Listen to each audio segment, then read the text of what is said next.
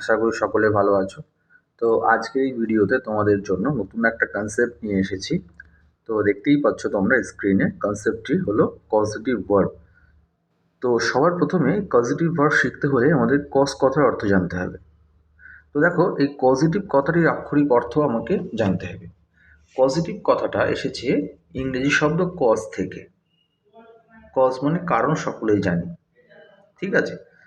তো দেখো, আমরা অনেক সময় বলি যে হাসা মানে লাভ, কিন্তু কাউকে হাসানো মানে কি? Make love. কান্না করা মানে ক্রাই, কাউকে কান্না করানো, কাঁদানো ইংরেজি কী হবে? মেক ক্রাই, ঠিক আছে?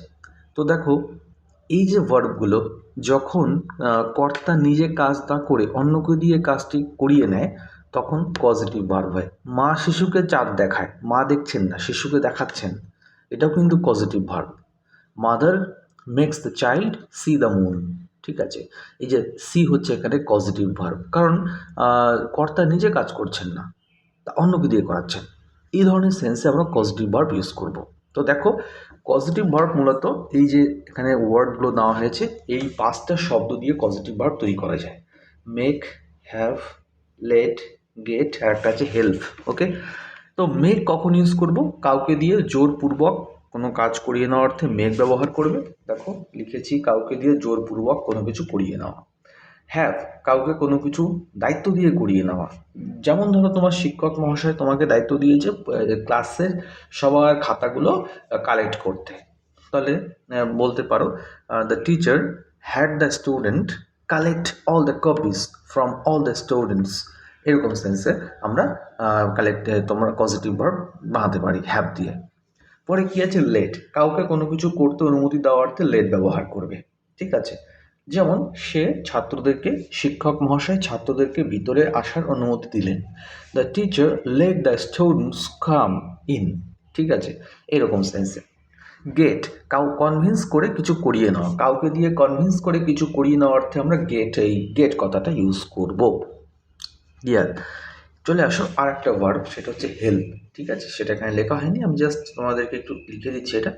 হেল্প, এই হেল্প ভার্বটাও কিন্তু তোমাকে কাজে লাগবে। হেল্প দিয়েও কিন্তু আমরা পজিটিভ ভার্ব করতে পারি, ঠিক আছে? সে আমাকে কাজটি করতে সাহায্য করেছিল, মানে সে নিজে করেনি, আমাকে করতে সাহায্য করেছিল, সেই সেন্সে আমি হেল্প ইউজ করতে পারি।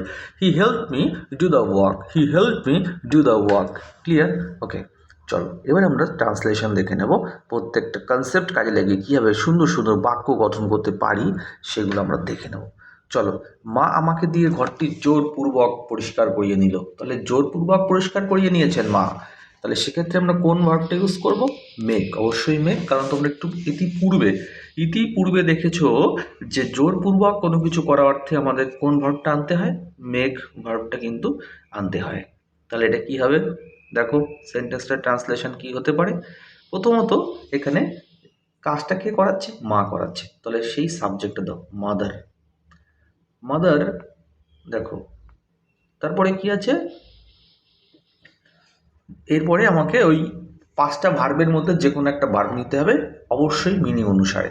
তাহলে এখানে মেক আসবে, মাদার করিয়ে নিলেন, তাহলে কি সিম্পল পাস্ট টেন্সে আছে, তাহলে মেকের পাস্ট ফর্ম কি? মেড। তাহলে মাদার মেড মি, কাকে দিয়ে করিয়েছে? আমাকে দিয়ে, made me, mother made me. এবার দেখো ভার্বের বেস ফর্ম ইউজ করতে হবে। কি ভার্বের বেস ফর্ম? এখানে ভার্বকে পরিষ্কার করা হচ্ছে ভার্ব, তো পরিষ্কার করা এর বেস ফর্ম হচ্ছে ক্লিন। ভার্বের base form clean. Mother made me clean the room, mother made me clean the room.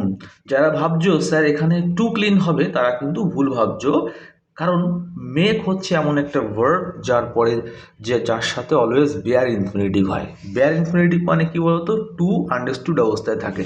এখানে টুটা কিন্তু লিখবে না, আন্ডারস্টুড অবস্থায় আছে, উজ্জ্ব আছে, ঠিক আছে? টু ক্লিন দ্য রুম কিন্তু করো না, ঠিক আছে? এটা কিন্তু গ্রামাটিক্যালি এরর হয়ে যাবে, বেয়ার ইনফিনিটিভ দেবে এখানে মেক ভার্বের পরে। এটাকে প্যাসিভ করলে কি হবে? প্যাসিভ করলে কিন্তু তখন ইনফিনিটিভ চলে আসবে। প্যাসিভ করলে দেখো মি হয়ে যাবে I was made to clean the room by mother. I was made to clean the room by mother. দেখো, তাহলে প্যাসিভে যখন করব তখন কিন্তু টুটা ইউজ করবে। চলো নেক্সট ওয়ান। গৃহপ্রভু তার ভৃত্যকে দিয়ে সমস্ত বাসনগুলো মাজিয়ে নিল। গৃহপ্রভু বলো এটা কি হবে? এটা কি জোর করে করিয়ে নিচ্ছে নাকি, নাকি দায়িত্ব দিয়ে করিয়ে নিচ্ছে? আমার তো মনে হয় দায়িত্বের মধ্যেই পড়ে। যদি কারো বাড়িতে কোনো ভৃত্য থাকে, সার্ভেন্ট থাকে, তাহলে তার সার্ভেন্টের দায়িত্বের মধ্যে পড়ে বাসনগুলো মাজা। তাহলে সেক্ষেত্রে আমি কিন্তু হ্যাভ ভার্ব ইউজ করবো, যেহেতু দায়িত্ব সহকারে করানো হচ্ছে তাকে দিয়ে, তাকে দায়িত্বই দেওয়া হচ্ছে ওইগুলো এই বাসনপত্র, ঘর পরিষ্কার করা ইত্যাদি করানোর জন্য তাকে এমপ্লয় করা হয়েছে। সেক্ষেত্রে আমি কি লিখবো? গৃহপ্রভু, the master of the house. কাজটা করাচ্ছে কে? The master of the house সবার প্রথমে সেটা লিখবে। The master of the house, the master of the house হলো। এবার আমরা ওই পাঁচটা ভার্বের মধ্যে স্ট্রাকচারই হচ্ছে তাই, প্রথমে এই সাবজেক্টটা দেবে, যে পাঁচটা ভার্বের মধ্যে যে কোনো একটা যেটা অ্যাপ্লিকেবল। তাহলে এখানে হ্যাভের পাস্ট ফর্ম কি? হ্যাড, যেহেতু পাস্টে আছে তাহলে had. The master had the, কাকে দিয়ে করিয়েছে? সার্ভেন্টকে দিয়ে। তাহলে সেই সার্ভেন্টের নাম লিখতে হবে, মানে সার্ভেন্টটাকে লিখতে হবে। তাহলে master of the house had the servant. এবারে ভার্ব দেখো, মাজা ইংরেজি হচ্ছে ওয়াশ। কি? ওয়াশ। এখানেও কিন্তু রেডি হচ্ছে, টু ওয়াশ নয় কিন্তু, শুধু ওয়াশ। ওয়াশ দ্য ইউটেন্সিলস, বাসনপত্র ইংরেজি কি? The utensils. The utensils. Clear? এটাকে তুমি প্যাসিভ করলে কি দাঁড়াবে? প্যাসিভ করতে পারবে কেউ? প্যাসিভ করলে দেখো, মুখে মুখে বলে দিচ্ছি, প্যাসিভ করলে এরকম হবে দেখো, the master of the house এই অবধি সেম থাকবে। কি বন্ধুরা দেখে নাও, খুব মজার। The master of the house same থাকবে, the master of the house had অবধি সেম থাকবে। ঠিক আছে, হ্যাড অবধি সেম থাকবে। এবার তোমাকে আগে আমরা কি করেছিলাম, যে কাজটা করছে তাকে নিয়ে এসেছিলাম না, দ্য সার্ভেন্টকে নিয়ে এসেছিলাম। এখানে তুমি সার্ভেন্ট আনবে, এখানে দ্য ইউটেন্সিলস আনবে হ্যাডের পরে। তাহলে কি হলো? The master of the house had the utensils. তারপরে এখানে ভার্বের 3 নম্বর form washed. The master of the house had the utensils washed by the servant. খুবই মজার, খুবই মজার। হ্যাঁ, চলো নেক্সট ওয়ান। বিদ্যালয়ের প্রধান শিক্ষক মহাশয় শ্যামবাবুকে দিয়ে ছাত্রদের মূল্যায়নপত্র তৈরি করিয়ে নিলেন। দায়িত্ব সহকারে করিয়েছে, নিশ্চয়ই শ্যামবাবু সেটা করতে পারবেন বলে তার মনে হয়েছে। তাহলে তোমরা এটা করো, ইজি, একদম সিম্পল। তাহলে বিদ্যালয়ের প্রধান শিক্ষক মহাশয় কি হবে? The headmaster of the school. The headmaster of the school,